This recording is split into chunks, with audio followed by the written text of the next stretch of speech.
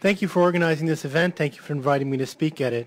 How soon the United States withdraws its forces from Afghanistan is going to depend, I think, significantly on what Republican members of Congress in particular are willing to do and say in the coming months. So I'm hoping that more events like this will contribute to a political climate in which more Republican members of Congress are willing to speak out in favor of an exit strategy or timetable for withdrawal from Afghanistan. I'm sure many of you saw yesterday that Senator Dianne Feinstein became the second senator to call for a timetable or an exit date in the House of Representatives in June. A majority of Democratic members voted in favor of Representative McGovern's amendment calling for the Pentagon to provide Congress with an exit strategy by December. Only 7 House Republicans voted for McGovern's amendment. But if you look at the polling, a significant minority of Republicans generally in the United States are opposed to this war. According to the recent McClatchy poll, 40% oppose sending more troops. If 40% of the Republicans in the House, even 20%, would speak up against this war, that would be a game changer, I would submit. So I'm certainly eager to do anything that contributes to that end. The United States should indeed withdraw its military forces from Afghanistan, to ask the question posed by the title of the forum. The safest, most feasible, and most ethical way to bring this about, I believe, is through the establishment of a public, negotiated timetable for the withdrawal of U.S. forces. Such a timetable should be a core provision of an agreement negotiated by the United States with the Afghan government and with international military partners of the United States in Afghanistan, governing the presence of foreign military forces in the country. Such an agreement would bolster the legitimacy of the Afghan government as well as the legitimacy of the foreign military presence. Such an agreement would dramatically increase the patience of the Afghan public and of Western publics for the operations of foreign military forces while they remain. Recent public opinion polls clearly indicate that the American public no longer supports the war in Afghanistan. When Americans are asked about sending more troops, as General McChrystal is expected to soon propose, the response is even more lopsided opposition. If General McChrystal says that he needs more troops to accomplish the mission he has been assigned, and we aren't willing to send more troops, that suggests that the mission needs to change to one that can be accomplished with the number of troops that we're willing to send. If there's no worthwhile mission that can be accomplished with the troops that we're willing to send, then our troops should be withdrawn. I'm a firm believer, as I hope many of you are, in the idea that the United States should promote democracy by setting a good example. If the majority of Americans don't support the war, the U.S. prosecution of the war should not continue indefinitely. Some may say such important decisions can't be made according to the vagaries of public opinion polls. But in a democracy, the most important decisions are the ones most important to be decided democratically. Moreover, on questions of war and peace, past experience indicates that public opinion is not very volatile in its overall direction. Once the American public is turned against a war, they are usually done with it for good. Some will continue to argue that the war in Afghanistan is making Americans safer. But there is no higher judge on this question than the American people. If the American people have turned against the war, either they don't believe that it is making them safer, or they believe that whatever contribution the war is making to American safety is too small to justify the human and financial costs. Some may argue against a precipitous or immediate withdrawal, but in the world of practical affairs, this is a straw argument. At the current juncture, the probability of an immediate U.S. withdrawal from Afghanistan is indistinguishable from zero.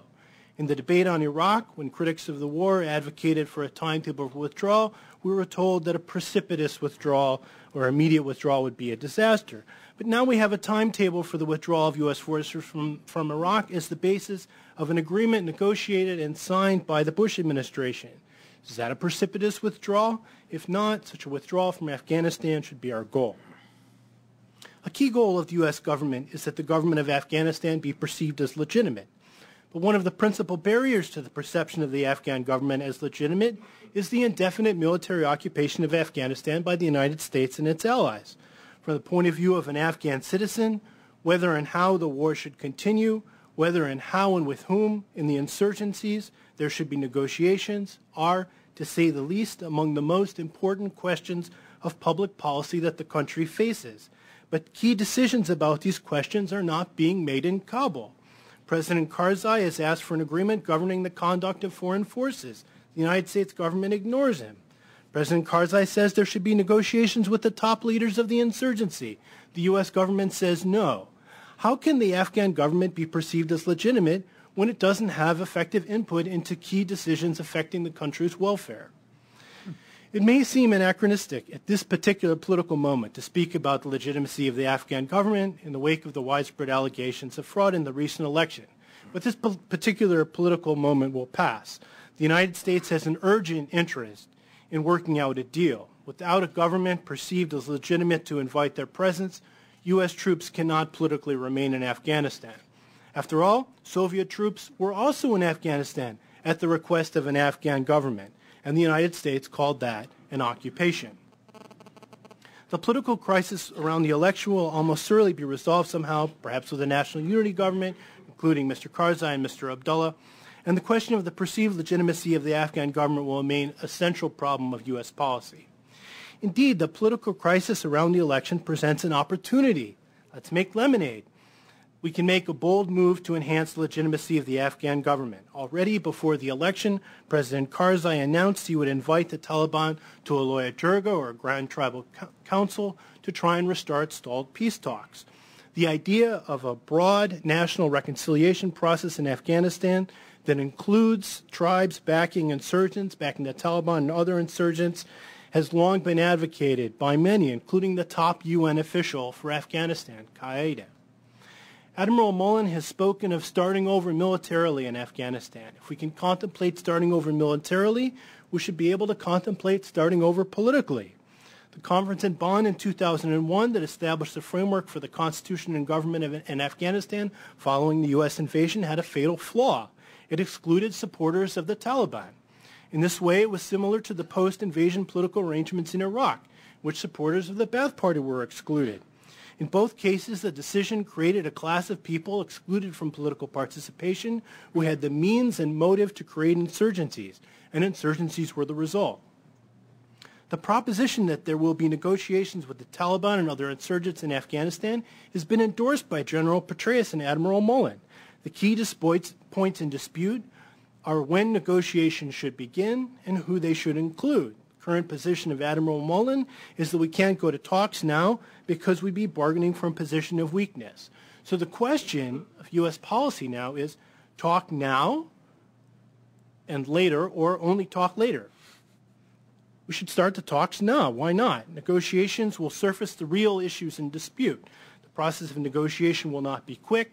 All the reason to begin it as soon as possible. It is commonly said by U.S. officials that Taliban leader Mullah Omar is irreconcilable. This is never explained. It begs the question, irreconcilable to what?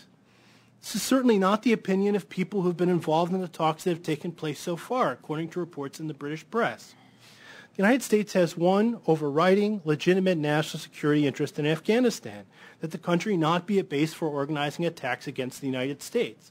If there are circumstances in which Mullah Omar and his men will sign and abide by an agreement that guarantees that Afghanistan will not be a base of attacks on the United States, then he is reconcilable to the interests of the vast majority of Americans. The United States indicates its willingness to negotiate a timetable for the withdrawal of foreign military forces with a national unity government in Afghanistan. That will be a powerful incentive for the formation of such a government, because whoever participates in such a government will be at the table when the negotiations take place.